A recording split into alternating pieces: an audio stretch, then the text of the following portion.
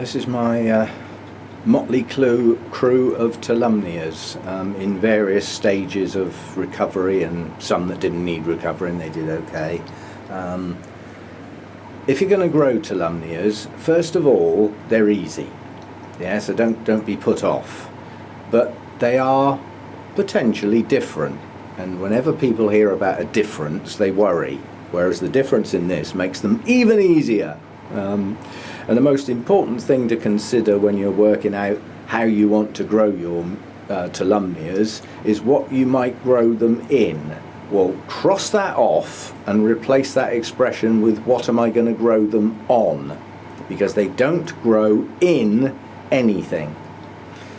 Pictures and film of these in the wild, they grow on low scrubland, shrubby things, and they grow on the little branches and the twigs. You don't very often find them growing on a trunk or a big thick branch. You do sometimes, but they tend to head out onto the twigs and they just hang on there. So their roots are attached to nothing more than small branches and twigs, and the roots often run along underneath those branches rather than on the top, because they're often found where they actually get some full sun. Yeah? So the roots hide under the little twigs and branches where they're not burnt in the sun and not frazzled. They come from around the Caribbean basin, so on the Caribbean islands and on the coastline around that area, that's where they come from. So you can imagine that, that wherever they are, they're never far from the coast. So they've got moist sea breezes, yeah? They've always got moisture in the air, and most of their actual moisture on the roots is from morning dew, and they've adapted their roots to take that little bit of moisture in very, very fast and hold it. That's why these have got very thick, succulent, chunky leaves. These are not flimsy by any means. They are like succulents, very leathery and firm. So they're adapted to actually take the heat. So just going along these, because they're not very often all down at once, and depending on blooming they can be in various places, but at the moment none are in bloom, so they're all in the same place, so they've all come down together. This one is growing on nicely now. It's got lots of new fans and a hell of a root system, a lovely extensive root system. Where are most of the roots? Either in the air or on the bark. There are some in the moss, but they tend to head straight through it and out the other side and round the back. Now that's Tolumnia Peach. It's one of my favourites, and I would suggest with the 4 or 5 new fans that are coming on it, we may get multiple spikes down the line. That was set back a bit by the scale attack, because the scale get right in the base of the plant on these and effectively just eat the base of the plant, and so the leaves just drop off. That was a bad attack. I think I've got it now anyway. So that one's coming on, Tolumnia Peach. Next along the line, I don't think this one's got a name. No. Now it could be that it's lost its name because it's actually got a spike on it, and I got a feeling I've dropped the tag, so I probably do know what that is. And if I don't come across the tag on any of the others, then this is the Jarak Flyer Black Magic. I've always said don't cut spikes, but when they turn that brown straw colour, they're not going to branch. So that one is not going to branch. That's what a dead spike looks like, that has no life left in it. Chances are the plants reabsorb the chlorophyll and any nutrients back into the plant itself. Quite a few new growths coming on that one, so that one will bloom again. The growth that's just bloomed, the one with the spike coming out of it, already has its next new growth coming out at the base there. Plus there are some others up the top of the plant, so that one's coming on. This is my only species, Tolumnia Eurofiller, and this currently has quite a few new fans coming on it, and it had 2 spikes at the same time. One was quite weak though. This one was hit bad by the scale and is recovering probably faster than any of the others. So at the moment it's growing on quite nicely. It's got a good root system, a lot of which is attached to the bark, and yeah, coming on quite nicely. That's a nice plant, that one. Right, then we get to the one that I frazzled, and I don't think it's going to recover. It's a two-tone, like a two-tone bar. And what it was where it was in bloom, I put it where I could see the blooms, and the top of the plant got far too much light on it, and it turned the leaves purple. The underside that didn't get the light stayed green.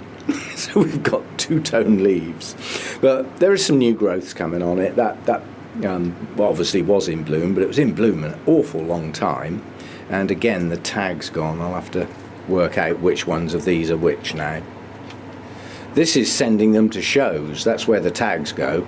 If I send this to a show and it's got one of them on it, they'll just rip it off, and then they tend to lose track of which ones go with which, so you lose your flipping tags. But this one is Jarrack Flyer Black Magic, which means the other one isn't. Good. This one's got one new growth coming at the moment. The previous new growth was the one that bloomed. It's now starting a new one. This is not a strong plant. This one is still recovering, really, but nonetheless it bloomed. Oh. And then the two little ones, one of which is meant to be like that and the other one isn't. Right, this is a year of struggle that's finally pushing on. And this is Jarrack Flyer Red Butterfly. I don't think I've ever got this one to bloom. This one went downhill and stayed there, right at the bottom of the hill, for a very long time. Just one single fan. Well, now it's grown a weak new one next to the mother plant, and now it's growing another one beyond that. And it's also got one pushing up through the centre of the plant. So, and we've got root sign in the moss. We've got little white roots finally showing, because this has been surviving on virtually no roots, just sort of shriveled ones. So that's a bit heavy on the moss at the moment to try and hydrate the poor root system. But once it grows some new roots, it'll head on round the back of the mount and all those various places. And then this one is a miniature. This is a small growing Tulumnia, so this one won't get that much bigger, another one with no name. In amongst my Tulumnias are two hybrids with no names. It's just a matter of which one's which. But this one's pushed out a lovely root system, all in the crevices and over the front of the bark, down in underneath the bark, and it's growing on quite nicely. And oh, God, it's like you go deaf when the fans stop. We've got cloud. That means it might not be so hot in here. That might mean I can do a bit more filming. But as I've said, that's my Tulumnias. We now have 2, 4, 6, 7, 8. How come I've got 8? I thought I had 7. 1, 2, 3, 4, 5, 6, 7. That's more like it. 2, 4, 6, 7. Yeah, I've got 7. At one point I had 15. That's the extent of the loss due to the scale not being dealt with fast. On these little plants, the scale get in a place where they can do the serious, most harm you can imagine. They chew the base of the plant and the leaves drop off. It's not like on a cattleya or something where they get on the base of the pseudobulbs and don't really do a huge amount of harm. They leave marks if they get on the leaves, obviously, but you know, those big sturdy chunky pseudobulbs, they can't do a huge amount of harm, but on these at the base of the plant they whack them and the leaves fall off, so you end up losing your fan basically. So worst thing you can get on these is scale. I don't think anything else could do that amount of harm. Anyway, those are my Tulumnias and where they come from and some clues about growing them. As I said, it's if you're thinking of what to pot them in, just stop and think again and change that expression to what am I going to pot them on. They'll grow in miniature little clay pots with nothing in. Just stick them inside the clay pot and the roots will just attach to the pot. They'll be perfectly happy. They'll grow on lava rock. They'll grow in open little mesh baskets with perhaps a couple of bits of lava rock in, just to give them something to grab hold of. But the important thing to think about is that the roots should be on something, not in something. They can rot quite easily. And then once you've got them like that, they get their water every single morning from morning dew. because of the nature of the air in that area and the drop between the nighttime temperature and the daytime temperature and the nighttime temperature, there is morning dew on their roots daily. And that's over and above whether or not it rains. Obviously, if it rains, they get a flipping good soak. Wash the dust off. But yeah, that's how the majority of their moisture is obtained. It's from morning dew, and it's daily. And then often they can be in very bright light, if not even full sun, some of them. So that's how they grow and where they grow. And they do like bright light, yeah? But they'll happily grow and bloom with the sort of light I can give them in the UK. Okay, they're up near the roof. They do get my brightest light. Not quite as bright as the Vandas, but not far off. But not quite as much as that. That was just where it actually was while it was in bloom, and it was in the winter when I had no shade netting at all, and it was just getting too much light on it. It didn't get acclimatized to that light. It got moved from one place to another when the blooms opened, and it was a bit too sudden. So new fans will be green, obviously. A little bit of purple on these is about right. So if you look at that one, for instance, it's part purple tinged and part green. That's about the right amount of light. If it's a dark green, it's not getting enough. So again, if you look at that one, some bright green on the new growths, but there's purple tinges just showing. That's about right. Yeah. Sometimes the light levels marked by purple dotting rather than actual changing the colours of the leaves. So sometimes the just about the right amount of light shows up as purple dots like that, rather than the whole leaf turning purple. But as I say, if they're a deep green, it's too dark. And if they turn totally purple, you might be overcooking them a bit. They don't mind heat, but they like some humidity in the air, as again, they come from islands and coastal areas, so they're not used to dry air. Yeah?